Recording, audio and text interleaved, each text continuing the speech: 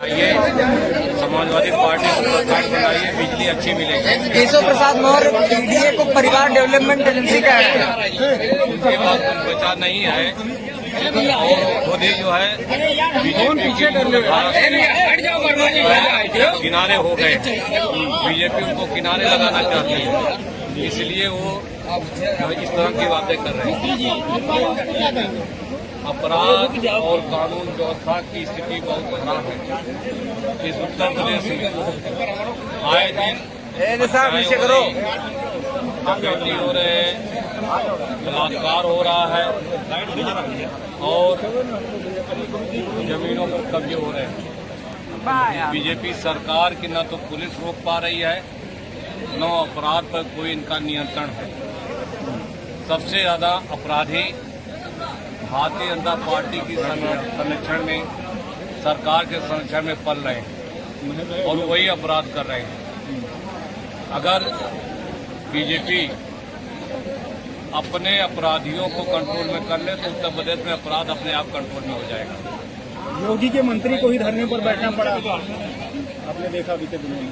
तो ये व्यवस्था आप समझ लीजिए उत्तर प्रदेश के मंत्रियों की, ये हकीकत है। इसका मतलब उत्तर प्रदेश में सरकार नाम की कोई चीज नहीं रह गई है। नहीं मंत्री जी यहाँ मास्टर माइंड एक धर्मांतरण का मास्टर माइंड है छांगुर बाबा, उसको आरोप है कि मतलब सपा ने उसको संरक्षण दे रखा है। क्या कहना है आपका? ये जैसे जैसे जांच हो रही है उसमें कई बड़े अधिकारी फंस रहे हैं, भारतीय जनता पार्टी के नेता फंस रहे हैं और इसीलिए जो है मामले को डाइवर्ट करने के लिए लोग इधर उधर की बात कर रहे हैं।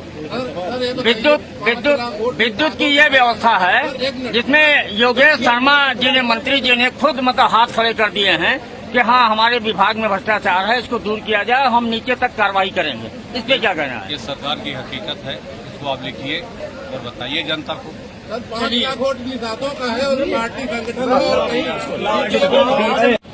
26 जुलाई 1949 को इस देश के संविधान सभा ने स्वीकार करने का काम किया और जिसे 26 जनवरी 1950 में इस देश में लागू करने का काम किया गया और हम सभी लोग लोकतंत्र दिवस को भी मनाते हैं।